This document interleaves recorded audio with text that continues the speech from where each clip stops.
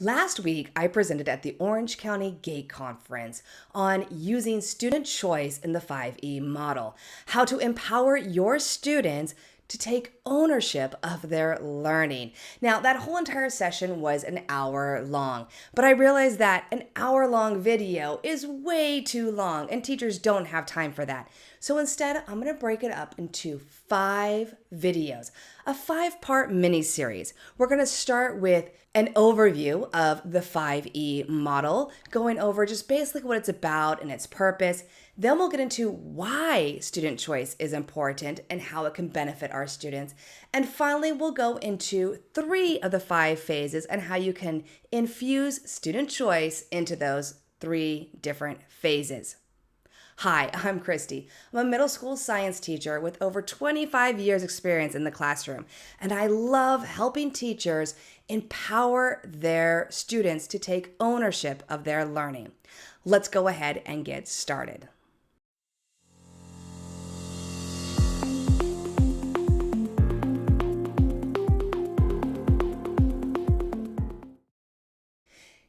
This is part 2 in our 5-part mini-series on student choice in the 5E model. And this time we're talking about why it's important to offer student choice.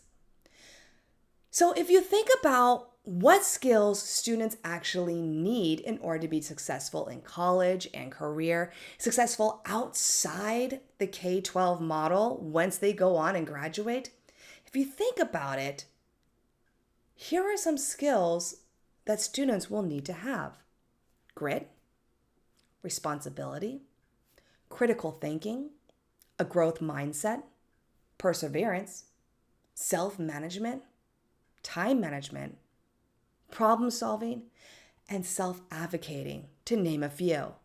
But notice, none of these are based on content. None of them. You see, the purpose of the student choice is to help the students gain the skills they're going to need for life outside of school. They're also going to be great skills to have as a student themselves. Skills like learning how to do self-management, becoming self-aware of what works for them, practicing responsibility, and practicing decision-making skills. Those are all the benefits of offering student choice. But there are some key requirements if you are going to do student choice, some key frameworks that you need to have in place. First, a focus goal. Now, remember, this presentation was for the Orange County GATE conference. So with the GATE students, the gifted learners, a lot of times we use what's called depth and complexity icons. And I'll put a link in the in the comments section in the description about what depth and complexity icons are. It's just a way to help the students who are our gifted learners to go deeper into the content. And so you can do this also with your regular students. I offer student choice with all my students, whether they're gifted learners or whether they are learners with disabilities, English learners, your regular core students. All of them get student choice. The thing you want to do start off is have some type of focus goal. Now, with my gifted learners, I would give them 2 or 3 of our icons that we use with our depth and complexity, our content imperatives, or our learning keys.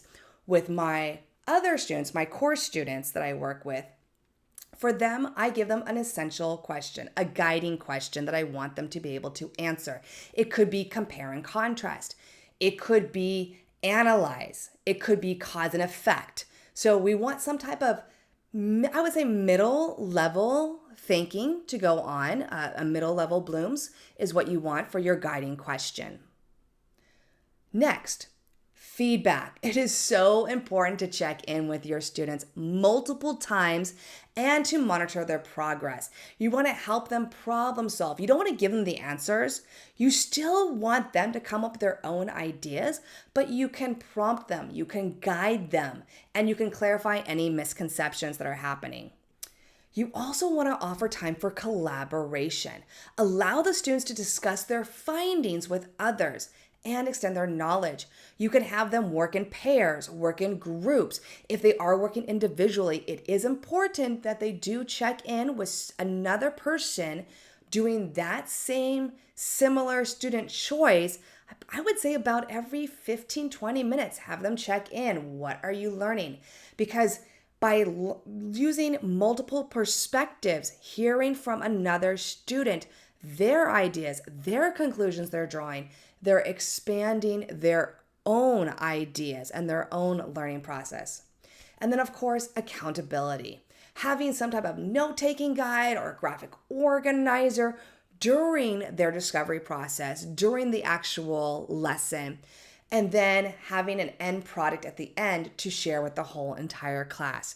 Having that accountability piece where they're recording their thoughts, recording their ideas, and they're showing you an end product. So that's the importance of why we're doing student choice. If you would like more resources on the 5E model, then go ahead and head to adventuresinISTEM.com/5E_resources for a whole bunch more information and ideas to use with the 5E model. Thank you for watching another Adventures in ISTEM and Beyond video. Don't forget to subscribe and turn on notifications for more Adventures in ISTEM and Beyond videos.